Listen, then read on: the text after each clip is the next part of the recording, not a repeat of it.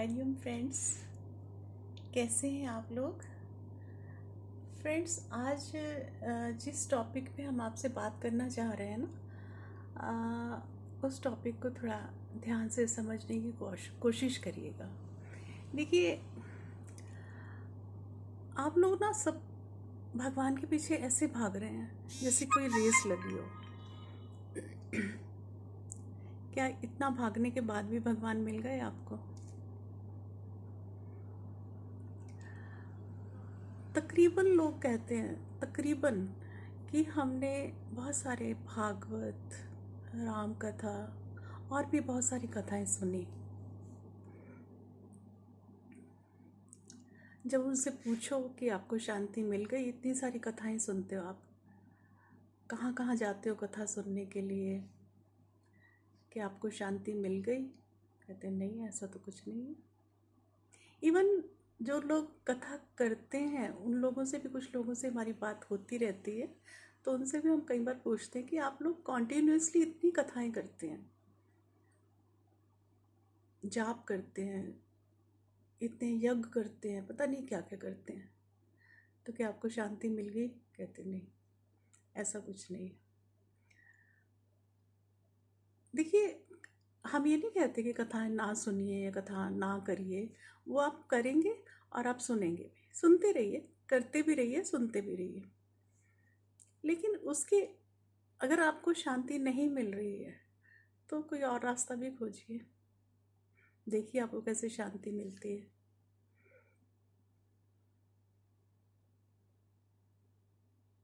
हमारे हिसाब से अगर हम चाहें तो हमें शांति मिलती है, अगर हम ना चाहें दिल से, हमें शांति नहीं मिलती। ये हम पे डिपेंड करता है कि हम शांति पाना चाहते हैं या नहीं।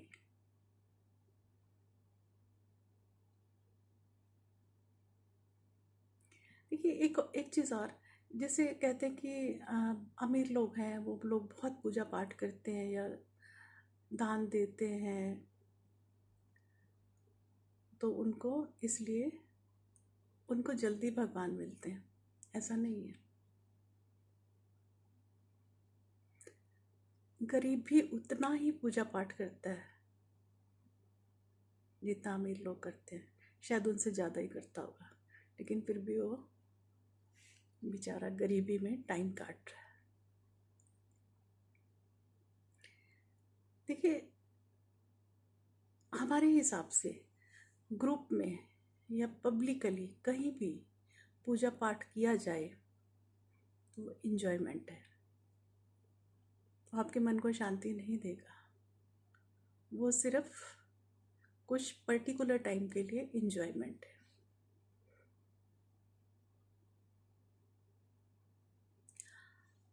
जो मेन जिस टॉपिक पे हम आज बात करना चाह रहे थे, अब उस विषय पे आते हैं।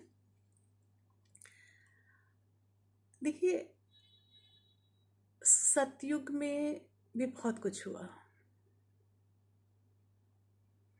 सतयुग में भी अच्छे लोग भी थे, बुरे लोग भी थे, राक्षस भी थे, भगवान भी थे, सब थे। द्वापर में भी ऐसा ही था, भगवान भी थे, कंस भी थे, राक्षस, मतलब हर तरह के लोग हर युग में थे, जैसे कलयुग में हैं। अच्छे लोग भी हैं, बुरे लोग भी हैं।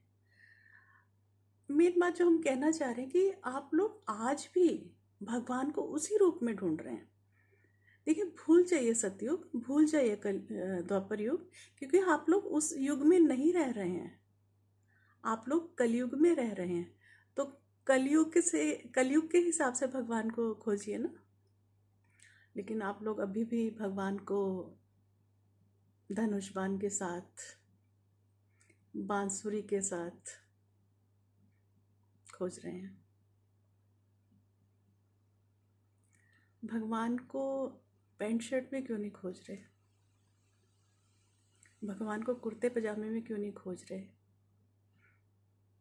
भगवान को आप जैसे हैं वैसे रूप में क्यों नहीं खोज रहे?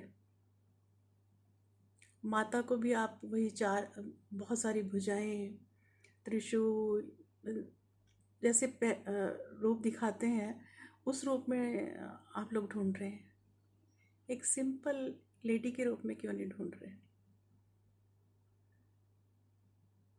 शायद इसीलिए आपको नहीं मिल रहा भगवान, क्योंकि आप खोज ही नहीं रहे उसको उस तरीके से। देखिए, जिसने सबको बदला, जिसने सबको बदला, क्या उसने अपने आप को नहीं बदला होगा? अगर भगवान ने कलयुग में हमें इस तरह से बनाया, तो क्या वो खुद भी इस रूप में नहीं आया होगा? हमारे हिसाब से आया होगा। ढूंढिए तो सही।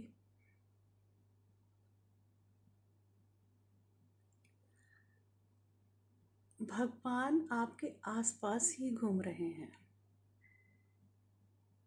बस सिर्फ आप उनको समझ नहीं पा रहे, देख नहीं पा रहे। एक बार हमारी बात पे गौर करिए और इस तरह से भगवान को पाने की कोशिश करिए। आप सफल हो सकते हैं, और सफल होने के बाद आपको शांति भी मिल जाएगी। ये हमारी गारंटी, पक्का। ओके। जिस युग में आप रहते हैं, उस युग के रूप में भगवान को खोजिए। द्वापर चला गया, सतयुग चला गया, द्वापर चला गया, आप उस युग में नहीं रह रहे, आप कलयुग में रह रहे हैं। क्यों कलयुग को हर वक्त कोसते रहते हैं? आप भी तो इसी युग में रह रहे हैं ना। कभी सुना है कि सतयुग में रहते थे जो लोग, उन्होंने सतयुग को कोसा? क्योंकि हुआ बहुत कुछ तब भी है। कभी सुना है द्वापर युग में जो लोग रहते थे, उन्होंने द्वापर युग को कोसा? क्योंकि तब भी बहुत कुछ हुआ है। सिर्फ कलयुग के लोग ही कलयुग को क्यों कोसते हैं? सोचिएगा जरूर। Okay, bless you all.